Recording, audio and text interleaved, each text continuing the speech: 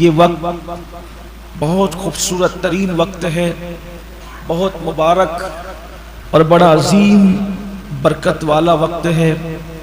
شب برات اسے کہتے ہیں عوام کی زبان میں، اور یہ حدیث میں جو آیا ہے اس کا نام ہے لیلۃ البراء، آزادی کی رات۔ آج کی رات یعنی جیسے ہی 14 شعبان کا سورج غروب ہوتا ہے اور 15ویں شعبان کی شام طلوع ہوتی ہے، تو غروب آفتاب سے لے کر صبح صادق تک اللہ اپنے بندوں سے فرماتا ہے کیا مانگتے ہو مجھ سے مانگو، میں تمہیں عطا کروں گا۔ اور اللہ کے رسول صلی اللہ علیہ وآلہ وسلم فرماتے ہیں کہ 15ویں شعبان کو بنو کلب کی بکریوں کے بالوں کی تعداد کے برابر اللہ اپنے بندوں کی مغفرت فرماتا ہے۔ یہ بنو کلب عرب میں قبیلہ تھا جنہیں بکریاں پالنے کا بڑا شوق تھا، اور تمام قبائل میں سب سے زیادہ اگر کسی کے پاس بکریاں تھی تو وہ بنو کلب کے پاس تھی۔ اور اللہ کے رسول علیہ السلام فرماتے بنو کلب کی بکریوں کے بالوں کی تعداد کے برابر اللہ اہل ایمان کی مغفرت فرماتا ہے۔ یعنی آج کی رات کوئی رہ نہیں جاتا، ہر مومن کو بخش دیا جاتا ہے، لیکن چند کم نصیب ایسے ہیں جنہیں بخشا نہیں جاتا۔ جو جادو کرنے کرانے والے ہیں ان کو بخشا نہیں جاتا، جو شراب پینے والے ہیں ان کو بخشا نہیں جاتا، جو ماں باپ کی نافرمانی کرنے والے ہیں ان کو بخشا نہیں جاتا، اور جن کے دلوں میں کسی مسلمان کے لیے کینہ ہے ان کو بخشا نہیں جاتا، باقی سب کی بخشش ہو جاتی ہے۔ ان چاروں کو بھی بخش دیا جا سکتا ہے، شرط یہ ہے کہ اگر اس نے جادو کیا تھا یا جادوگروں کے پاس جا کر جادو کرایا تھا تو اب وہ اللہ سے معافی مانگے، سچے دل سے توبہ کرے تو اس کو بھی بخش دیا جائے گا۔ اگر شرابی شراب سے توبہ کر لے اللہ اس کو بھی بخش دے گا۔ اسی طریقے سے اگر ماں باپ کا نافرمان ماں باپ سے معافی مانگ لے، ان کو راضی کر لے تو اللہ اس کو بھی بخش دے گا۔ اور جس کے سینے میں مسلمانوں کے لیے مومنوں کے لیے کینہ ہے، بغض ہے، حسد ہے، اگر وہ اپنے دل سے نکال دے تو اللہ تبارک و تعالیٰ اس کو بھی بخش دے گا۔ بصورت دیگر اگر اس نے ایسا نہیں کیا تو پھر اس کی بخشش نہیں ہوگی، وہی محروم رہے گا اور باقی سب بخش دیے جائیں گے۔ بڑی عظیم رات ہے، بڑی برکت والی رات ہے۔ بعض احادیث سے اللہ کے رسول علیہ السلام کا اس رات میں قبرستان جا کر اپنی امت کے لیے مغفرت طلب کرنا بھی ثابت ہے۔ لیکن آج جو عنوان ہم آپ کے سامنے پیش کرنا چاہتے ہیں وہ یہ ہے کہ اس وقت پوری امت، پوری دنیا اسلام مایوسی کا شکار ہے، افسردگی کا شکار ہے۔ پوری دنیا میں حالات دیگرگوں ہیں، پوری دنیا کے اندر حالات تیزی کے ساتھ تبدیل ہو رہے ہیں، پوری دنیا کے اندر ایک نفرتوں کا ماحول ہے، پوری دنیا کے اندر ایک بے چینی کا ماحول ہے، پوری دنیا کے اندر ایک بے قراری کا ماحول ہے۔ اور یاد رکھیں سارے لوگ دنیا کی دوسری قومیں اپنے اپنے اعتبار سے اپنے اپنے حالات کو دیکھ کر، ایجوکیشن کو لے کر، دولت کو لے کر، معاش کو لے کر، معیشت کو لے کر، فیملی پلاننگ کو لے کر سب نے اپنے اپنے انداز میں انتظامات کر رکھے ہیں۔ اگر کوئی قوم بے سر و سامان ہے تو وہ قوم مسلم ہے۔ ہمارے پاس نہ کوئی انتظام، نہ ہمارے پاس معیشت، نہ ہمارے پاس معاش، اور اس پر طرفہ یہ کہ اللہ تعالیٰ بھی ہم سے ناراض۔ میرے پیارے آقا علیہ السلام کے پیارے دیوانوں، مسلمان اگر اللہ کو راضی کر لے، اگر اللہ کو منا لے تو یاد رکھیے اللہ اگر ہماری مدد کرے، ہماری امداد کرے تو دنیا کی ساری قومیں ہمارے قدموں میں آنے میں مجبور ہو جائے گی، ہمارے قدموں میں گرنے پر مجبور ہو جائے گی۔ اس کب ہوگی؟ جس وقت میرا اللہ ہماری مدد کرے، ہمیں معاف کرے، کیونکہ اللہ جس کی حمایت کرتا ہے اس کے اندر اللہ طاقت پیدا کرتا ہے، اللہ قوت پیدا کرتا ہے، اور اللہ ایسی طاقت پیدا کرتا ہے کہ بڑی بڑی طاقتیں اس کے سامنے زیر ہو جاتی ہے، بشرط یہ ہے اللہ کسی کی حمایت کر دے، اللہ کسی کی مدد کر دے، اللہ کسی کی امداد کر دے۔ آپ کہیں گے چھوٹی کمزور شخصیت بڑی بڑی طاقتوں کو کیسے چیر پھاڑ دیتی ہے، کیسے زیر کر دیتی ہے؟ اگر اللہ مدد کرے تو اس کی ایک آسان سی مثال میں آپ کو بتاؤں۔ آپ نے सुना होगा, पढ़ा भी होगा। अगर आपने स्कूल और कॉलेजेस में पढ़ा है तो आपने पढ़ा भी होगा, और नहीं अगर आपने पढ़ा है तो कम से कम आपने सुना होगा कि देखा होगा, किसान लोग जो होते हैं, किसान जमीन के अंदर वो दाना डाल देते हैं। आप मुझे बताइए, एक नन्हा सा दाना जिसको न चलना आता है, न जिसको बोलना आता है, न जिसकी ताकत है, न कुव्वत है, कुछ भी नहीं है, जब उसको जमीन में डाल दिया जाता है, बोलो मिट्टी के अंदर अगर दाना जाएगा, उस पे पानी पड़ेगा तो वो दाना सड़ेगा कि नहीं सड़ेगा, वो दाना गलेगा कि नहीं गलेगा, वो दाना खराब होगा कि नहीं होगा, उसका वजूद मिटेगा कि नहीं मिटेगा। ये होता है और बिल्कुल ऐसा ही होता है। लेकिन अगर मेरा अल्लाह किसी दाने की मदद कर दे तो मिट्टी में पड़े रहने के बावजूद, पानी में पड़े रहने के बावजूद न वो दाना सड़ता है, न गलता है, न खत्म होता है, बल्कि अल्लाह उस दाने में इतनी ताकत पैदा कर देता है कि कितनी सख्त है ये जमीन। अगर इस जमीन को हम नाखून से कुरेदें तो हमारा नाखून टूट सकता है, नाखून जख्मी हो सकता है, इतनी सख्त है जमीन। लेकिन वो कौन है जो दाने की मदद करके एक कमजोर दाने में इतनी ताकत पैदा करता है कि वो जमीन को फाड़ करके निकलता है। और वो कमजोर दाना हमें पैगाम देता है कि अगर अल्लाह वादहू ला शरीक, अल्लाह कादिर कय्यूम एक मुर्दा दाने की मदद कर दे तो वो जमीन को फाड़ सकता है। कहां जमीन की शक्ति, कहां जमीन की ताकत, और कहां वो छोटा सा कमजोर सा दाना, कहां वो मुर्दा सा दाना। तो पता चला अल्लाह अगर दाने की मदद करे, हिमायत करे, तो जमीन की ताकत उसके सामने हार जाती है और वो जमीन को फाड़ करके निकलता है। और कितनी खामोशी से निकलता है, ना कोई हंगामा होता है, ना कोई धमाका होता है, ना कोई चिक पुकार होती है। बोलो वो अपनी जगह बनाकर निकलता है कि नहीं निकलता है। तो मुसलमानों, आज अल्लाह हमसे नाराज है शायद, इसीलिए तो अल्लाह अकबर, दुनिया हमारी दुश्मन बनी हुई है। आप कहेंगे हम अल्लाह हमसे नाराज क्यों है? सिर्फ नाराज ही नहीं है बल्कि अल्लाह हमसे नफरत भी करता है। किन लोगों से? यहां हमसे मुराद कौन लोग? जो गुनाह करे, जो अल्लाह की नाफरमानी करे। अल्लाह तबारक व तआला फरमाता है, हदीस कुदसी में आता है, हदीस कुदसी में अल्लाह फरमाता है, जो मेरी फरमाबरदारी करते हैं, जो मेरे फरमाबरदार हैं, मैं उनसे मोहब्बत करता हूं और उन पर रहमत करता हूं और मैं उनको नवाजता हूं, उनकी मोहब्बतों को लोगों के दिलों में पैदा करता हूं। और वो लोग जो मेरी नाफरमानी करते हैं, फिर मैं उनसे नफरत करता हूं, उन पे लानत करता हूं और उस लानत का असर उनकी 7 पुश्तों तक पहुंचाता हूं। आज हमारे दिल जो बेचैन है, दिल बेकरार है, हमारे दिलों के अंदर जो बेइत्मीनानियां है, बेकरारियां, वजह क्या है कि अल्लाह कहीं हमसे नाराज तो नहीं, अल्लाह की रहमत से मायूस नहीं होना। कितने ही गुनहगार हो, खुदा को राजी करो, खुदा को मनाओ। कैसे कैसों ने खुदा को आवाज लगाई, मेरे अल्लाह ने उनको कैसे मर्तबे अता किए। आपने एक बड़ा मशहूर और मारूफ नाम विलायत की दुनिया में सुना होगा, वलियों की कायनात में सुना होगा, हजरत सैयदना मालिक इब्ने दीनार रदी अल्लाह ताला अन्हु का नाम। ये मालिक बिन दीनार कौन है? ये अल्लाह के बहुत बड़े वलियों में से, सरकार गौसे पाक के दौर से भी पहले के, हुजूर गरीब नवाज के दौर से भी पहले के है, दाता साहब के दौर से भी पहले के है। और ये कौन वली है पता है? ये पानी पर चलते थे, पानी पर अल्लाह ने चलने की करामत दी थी, बड़े साहिब करामत थे मालिक बिन दीनार। लेकिन इनकी जिंदगी में जो तब्दीली आई है, इनकी जिंदगी में जो इनकलाब आया है, इनकी जिंदगी में जो तौबा का जज्बा पैदा हुआ है, किस बुनियाद पर पैदा हुआ, कैसे उन्होंने तौबा की। लोग मेरे नौजवान ये समझते हैं मौलाना हम तो गुनहगार है, अब हम क्या पलटे, हम क्या करें। ये ऐसी कुफ्र वाली सोच नहीं होना चाहिए। अल्लाह की रहमत से मायूस हो जाना ये कुफ्र है, इसलिए इस तरह नाउमीदी की बात न करो, मायूसी की बात न करो। आज से पहले कुछ हुआ है, अल्लाह की बारगाह में गिड़गिड़ाना होगा, अल्लाह की बारगाह में तौबा करना होगा, उसे आवाज देना होगा, उसे पुकारना होगा। हमारा खुदा गूंगा नहीं, हमारा खुदा बहरा नहीं, हमारा खुदा वो है हमारी शरक से ज्यादा करीब है और उसका वादा है उदऊनी अस्तजिब लकुम, मुझसे मांगो मैं तुम्हें अता करूंगा।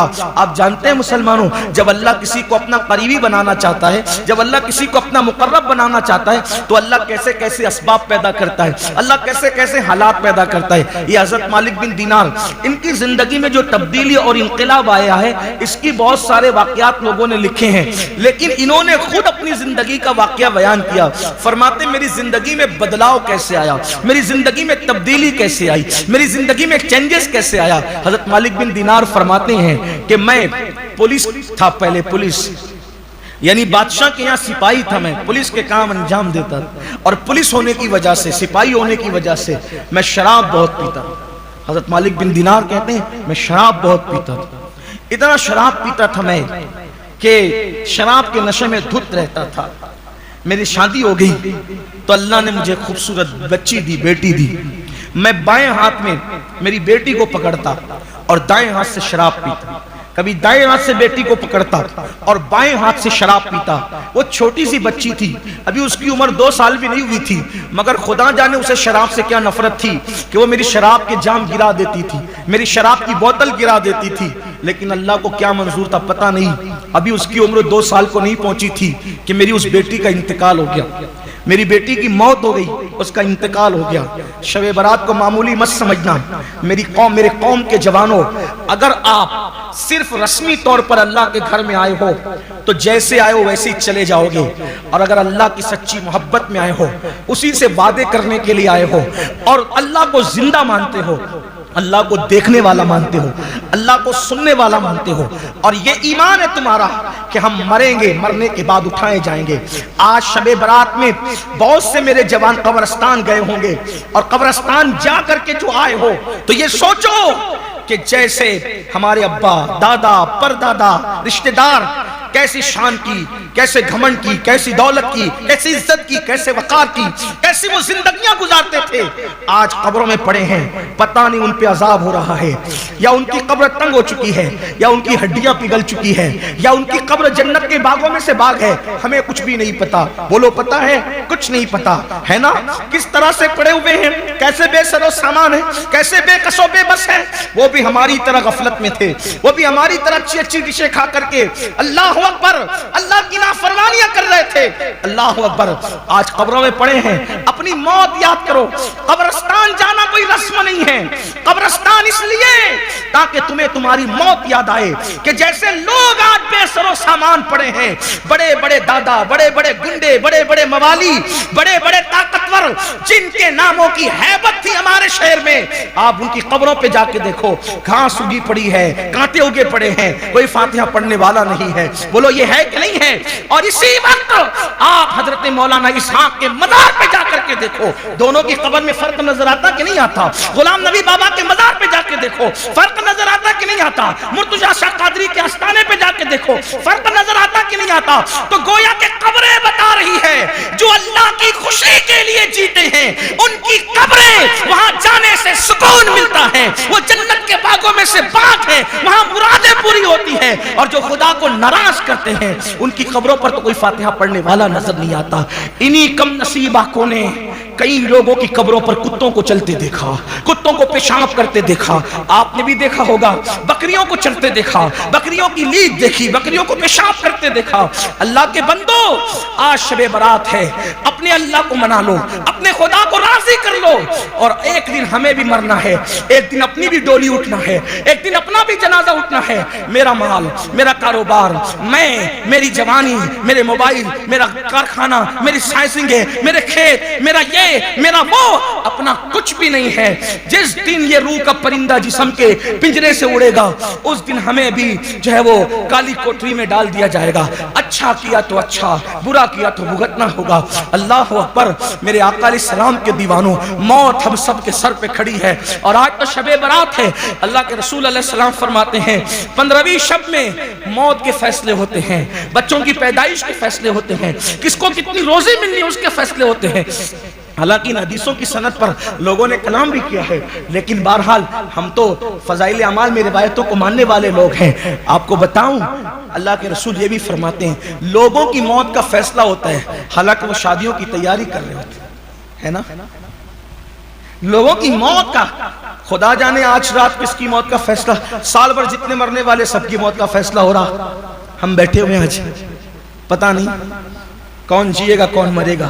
تیاری کرو، تیاری کرو، شب برات کو سمجھا کیا ہے۔ مالک بن دینار کہتے ہیں میری بیٹی مر گئی، اس کا انتقال ہو گیا، 2 سال کی بھی نہیں ہوئی تھی، شب برات آئی۔ توجہ کرنا، شب برات کوئی معمولی رات نہیں، لوگوں نے اسے بھی شک میں ڈال دیا، ان کی بات چھوڑ دی۔ شب برات آئی، شب برات میں نے عشاء کی نماز تک نہیں پڑھی۔ کون کہہ رہا ہے؟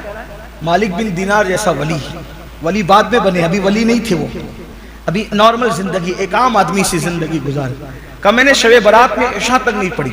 اور آپ جانتے ہیں شب برات آئے تو عام مسلمان بھی جو جمعہ پڑھنے نہیں آتا وہ بھی شب برات میں مسجد میں مغرب عشاء فجر میں نظر آتا ہے. لیکن وہ کہتے ہیں میں اتنا غافل تھا کہ میں نے عشاء تک نہیں پڑھی.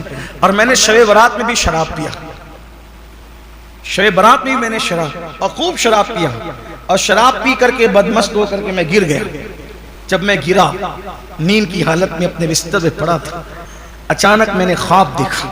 میں نے خواب کیا دیکھا کہ قیامت قائم ہے, سور پھونکا جا رہا ہے اور لوگ اپنی اپنی قبروں سے اٹھیں. میں بھی اپنی قبر سے اٹھا. جب میں اپنی قبر سے اٹھا تو ایک بھیانک دھماکے کی آواز آئی.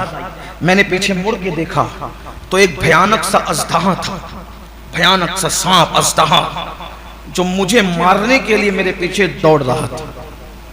میں اس سے جان بچانے کے لیے خواب کے عالم میں بھاگا.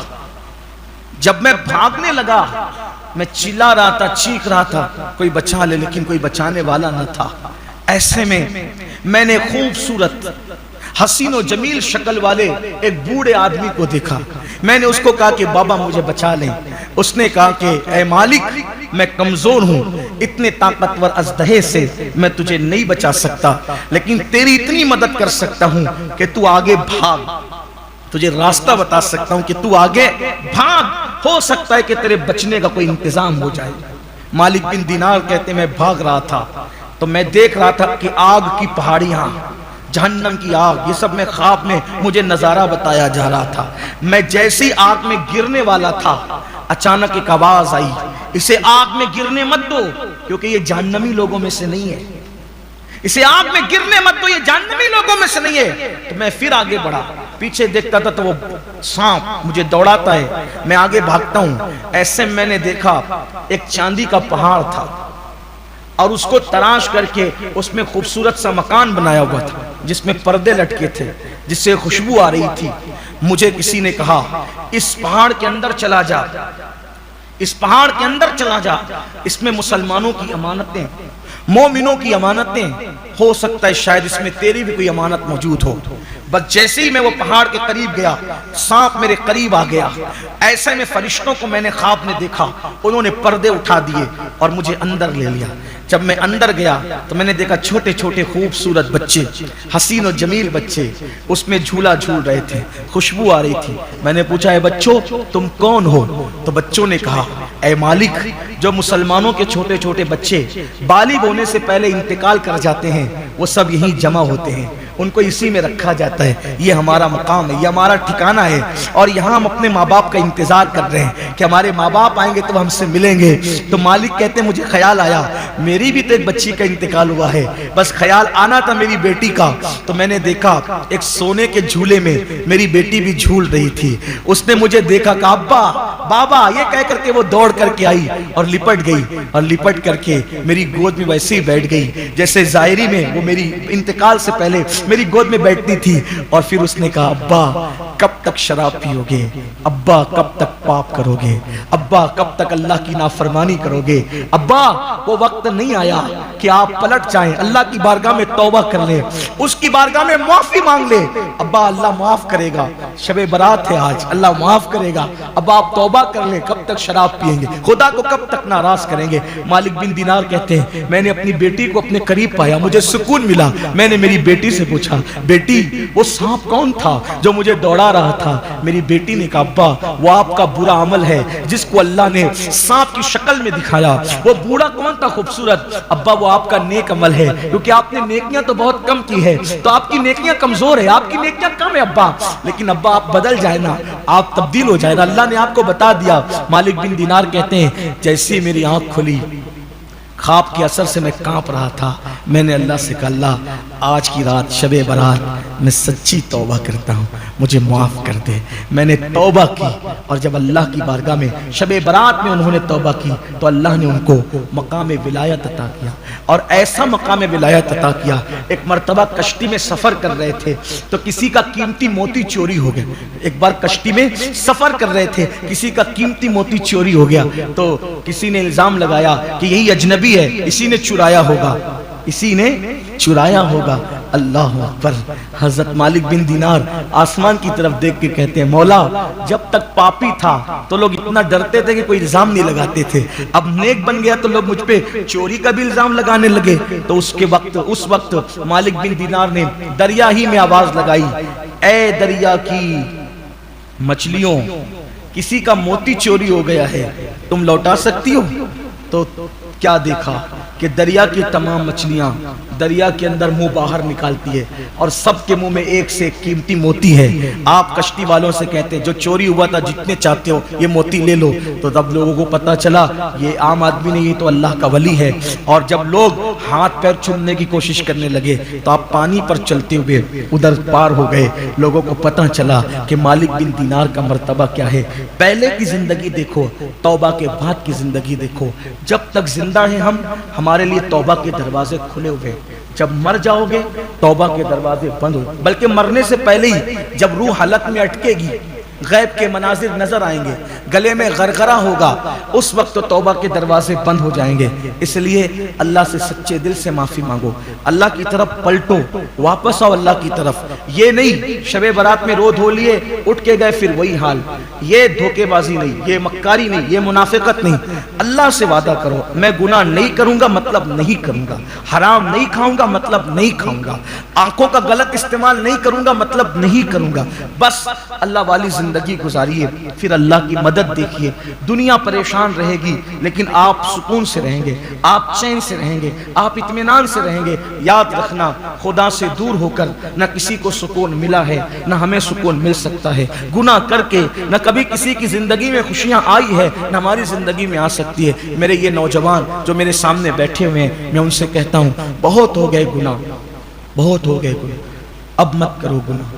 دنیا گناہ کر کر کے تھک چکی اور وہ اللہ کی طرف پلٹ رہی ہے، تم کہاں جا رہے ہو؟ میرے عزیز، میرے نوجوان، یہ اللہ نے زندگی پہلی اور آخری بار دی ہے، اس کے بعد ہم دنیا میں کبھی نہیں آئیں گے۔ اللہ سے ہم عرضیاں کریں گے مولا مرنے کے بعد ایک بار ہمیں دنیا میں جانے دے تاکہ میں سبحان اللہ پڑھ کے واپس آ جاؤں، 2 رکعت پڑھ لوں۔ اللہ فرمائے گا میرے بندے میں نے تجھے وقت دیا تھا، تو نے میں اس کا صحیح استعمال نہیں کیا، تو نے ضائع کر دیا۔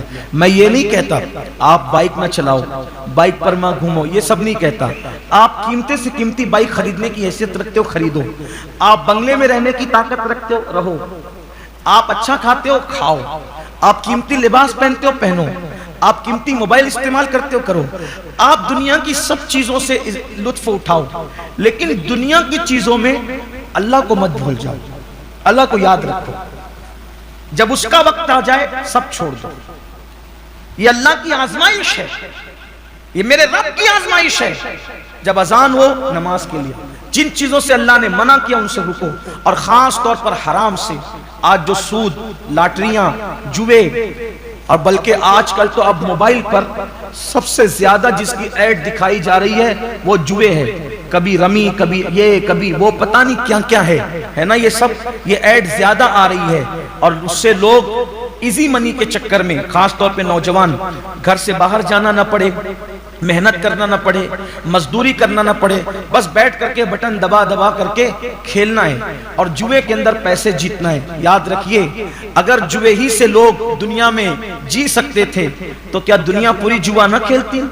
لوگوں کے اکاؤنٹ میں پیسے آنے کے چکر میں یہ وہ گندی چیز ہے جیسے چوہے کو پھنسانے کے لیے ایک چھوٹی سی روٹی لٹکائی جاتی ہے کہ روٹی دیکھ کر کے چوہا پنجرے میں اور پھنس جائے، ایسے ہی یہ لاٹری کا جوے کا نشہ ہے، ایک آدھ مرتبہ آدمی جیت جائے پھر ہارتا رہے، تباہ ہو جائے۔ میں نے کئی کمپنیوں کے مالکوں کو روڈ پہ آتے دیکھا ہے جوے کے چکر میں، پھر خودکشی کرتے بھی دیکھا ہے، ان کو تباہ ہوتے بھی دیکھا ہے۔ 100 کروڑ کی ملکیت کے جو دعوے دار تھے میں نے ان کو وطن سے فرار دیکھا ہے جوے کے چکر میں۔ جوا نہ کھیلنا، کیونکہ میرا اللہ کہتا ہے میں حلال کو باقی رکھوں گا اور حرام کو تباہ کر دوں گا۔ جس کو اللہ تباہ کرے اس کو کون بچا سکتا ہے؟ اس لیے ایزی منی کے چکر میں کبھی جوا مت کھیلنا، یہ جنگلی رمی، یہ لاٹری، یہ وہ جوا، پتہ نہیں الگ الگ نام سے کیا کیا سب آ رہے ہیں اور زیادہ ایڈ آ رہے ہیں۔ محنت کرو، محنت میں برکت ہے۔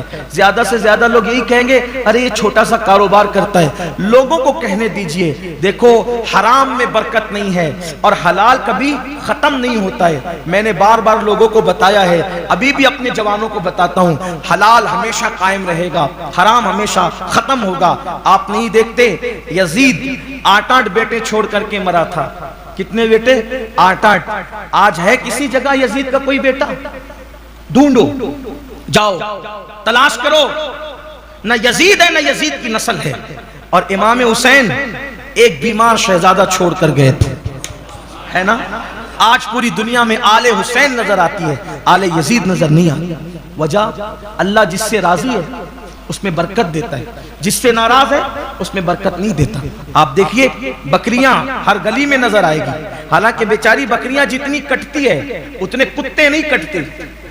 بھئی کتے کا گوشت تو کوئی کھاتا ہی نہیں. کوئی کھاتا ہے کتے؟ کوئی نہیں کھاتا.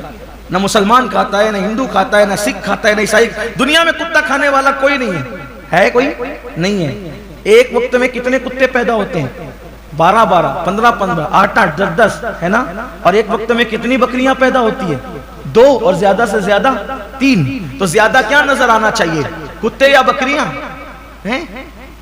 پیدا تو وہی زیادہ ہوتے ہیں نا. لیکن کتے آپ کو ہر گھر میں ملیں گے دروازے پر بندے ہوئے؟ ہر گلی میں کتے آپ کو اتنے نظر آئیں گے جتنی بکریاں ہیں. بکریاں کٹ کے بھی اس میں برکت ہے کیونکہ وہ حلال ہے, اور کتے حرام ہیں اس لیے اس میں برکت نہیں ہے. تو جوا کھیل کر کے مال مت کماؤ, محنت کرو. آج کل نوجوان اپنے شوق کے چکر میں موبائل چوری کرتے ہیں, منہ پہ پٹیاں باندھ کر کے لوٹ مار کرتے ہیں. یہ سب میں کچھ نہیں رکھا ہے. شرافت کے ساتھ حلال مال کماؤ. بلکہ یہ بھی آپ سے کہہ دوں, اجمیر شریف میں ابھی ایک کلپ گھوم رہی تھی چند مہینے پہلے, ہے نا. کیا گھوم رہی تھی؟ مالیگاؤں کے لوگ اجمیر شریف تک چوری کرنے کے لیے. شرم آنی چاہیے. گنبد و مینار کے شہر کو ایسے بدنام کرو گے, حالانکہ وہ بدنام جو کرتے ہیں وہ بدترین لوگ ہیں. وہ ان کا مالیگاؤں شہر سے دور کا بھی تعلق نہیں ہے, لیکن رہتے ہیں ادھر ادھر بستیوں میں پڑے رہتے ہیں. وہ لوگ گنجڑی ہے, چرسی ہے, شرابی ہے, نشہ کرتے ہیں. اس وجہ سے وہ چوری کرنے کے لیے وہاں تک جاتے ہیں. اپنے گنبد و مینار کے شہر کی عزت رکھو, لوگوں کو خود سنوارو, خود سنورو. ماں باپ کی ذمہ داری اپنی اولاد کی اچھی تربیت کرے. اولاد کو یہ فکر دو کہ فاقے سے رہنا پڑے فاقے سے رہ لو, لیکن حرام مت کھاؤ. حلال کی طرف آؤ, حرام کی طرف مت جاؤ. حلال میں برکت ہے, حرام میں نہیں. اللہ ہم سب کے حال پہ کرم فرمائے. اور آج کی رات تو طلب کی رات ہے, عطا کی رات ہے. اپنے اللہ سے مانگو, انشاءاللہ تعالی میرا اللہ ہماری تقدیر بدلے گا, ہمیں ضرور عطا فرمائے گا, ضرور نواز.